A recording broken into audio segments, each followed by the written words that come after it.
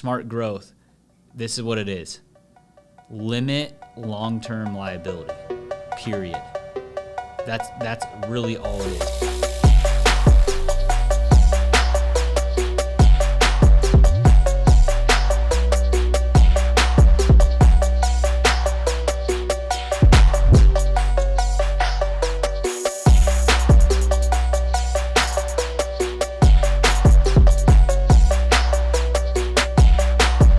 Hey, what is up, guys? Welcome to the Do Good Movement. Our purpose here is to make a positive impact in our society through real-life education. The movement comes into play when you share the content to help other people do good just like you.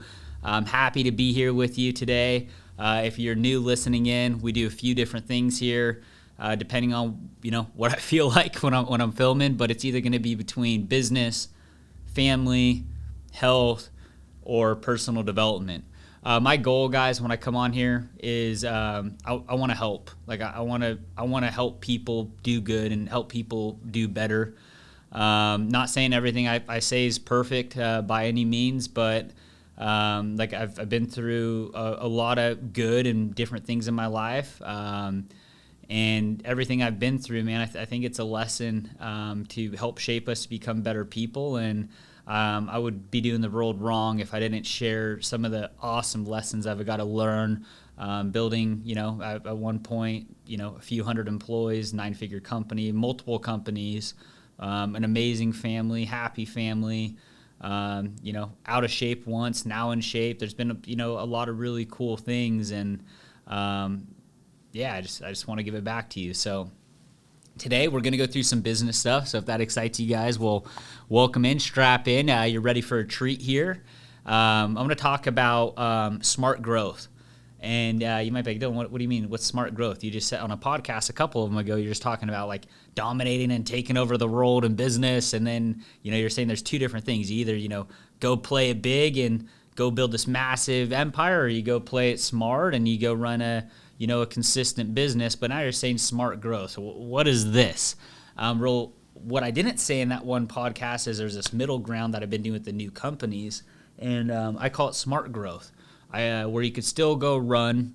You could run hard. You could build something big. You could build it, fairly fast, maybe not as fast, but fairly fast, and you could do it in a smart way. And so just really breaking down smart growth, I'm going to teach you the things that you should stay away from when you're building your business. Because smart growth is like, if you're growing like crazy and you're always growing, it's pretty hard to mess up. But like if any of you guys watch any type of stock, which stock's usually a business, right? And you go through any type of financials, what you're going to see is up, running. And, so confidence builds when you're doing that. As a CEO, entrepreneur, owner, whatever, there's been a time in my life where I was just running doubles, man, up into the 9 figures, and it's just like, cool, yeah, we need this, sign. What I didn't think of, and this is where smart growth comes in, is I didn't think of you're going to hit all the way at the top, and then you're going to start coming back down just a little bit, and so you hit this reset line, and it usually will continue to go down unless you make some changes in your business to make it shoot back up. It's not going to like naturally go up and then naturally go down, and if you don't do anything, you're going to go all the way to the bottom. So usually when you see that tip off, hopefully you're already planning on that next thing to get you back up, because if you're waiting for that drop to come up with your next change for your business, like you're going to have a pretty big drop, and we could talk about that here in a little bit. And so when in one of my larger companies, when I faced that for my first time, and I was running that whole ramp all the way up, and as I said, I was like signing all these things, I didn't ever think about like it's gonna drop. I always thought like I'm gonna be able to be aggressive and push myself through. But the bigger your company, the more restraints you run into for many of different things. I think a lot of you listening that have a larger company could understand. There's different pricing integrity, different overheads, different things like that, where like you don't have the flexibility to kind of like fight your way through. So smart growth, this is what it is. Limit long-term liability, period. That's really all it is. So what would be a long-term liability? Payments. So think of leases. Think of buying assets that depreciate, buying assets that you have loans on, contracts for services, different things like that. Those are all the little things, these evergreen contracts that renew.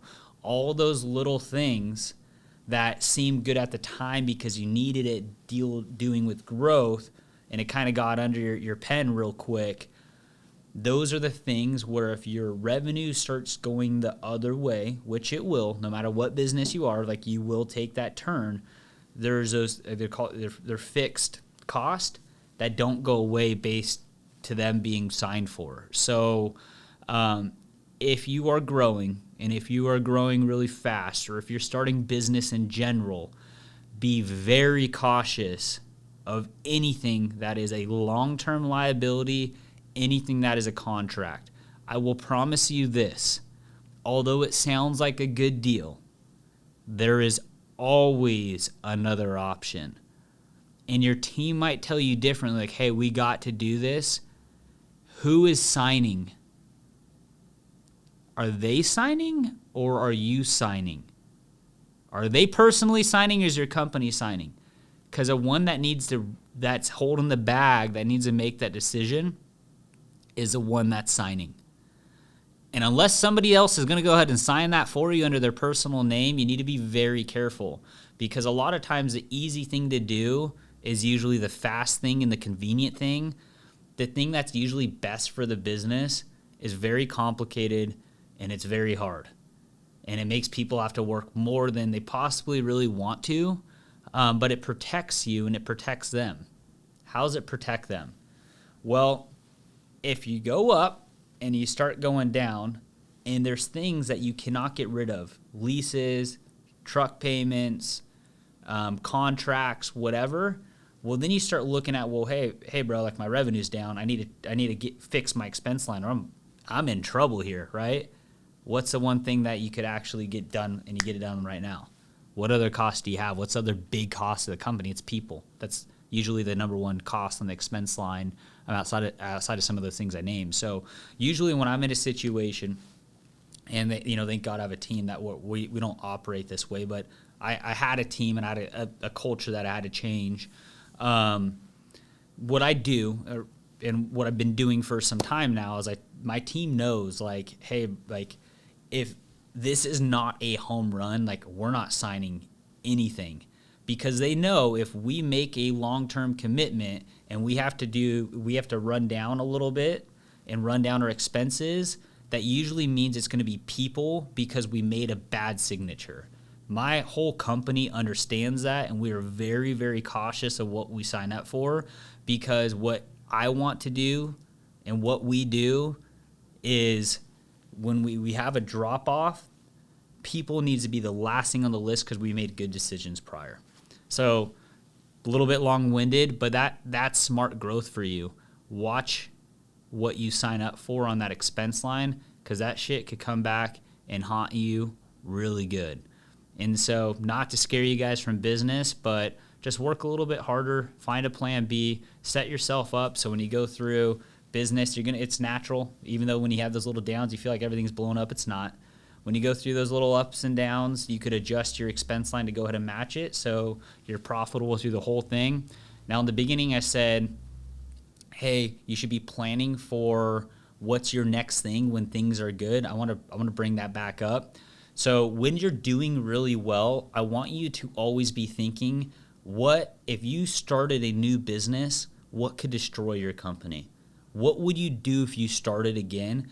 As an entrepreneur, if you want to be successful, you always need to be thinking about what is next. You can never be thinking of like, hey, I'm going to set it and forget it, and hopefully my company's always going to be good. Hopefully that one idea I came up with 3 years ago is still going to run.